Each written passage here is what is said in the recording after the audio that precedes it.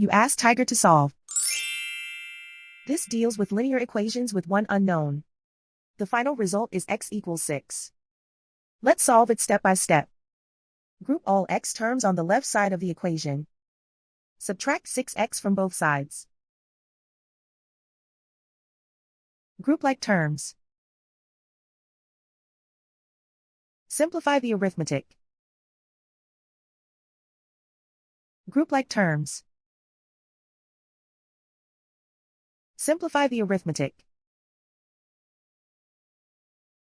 Group all constants on the right side of the equation. Add 3 to both sides.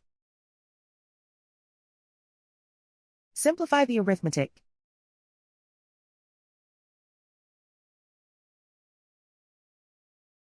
And so the final result is x equals 6.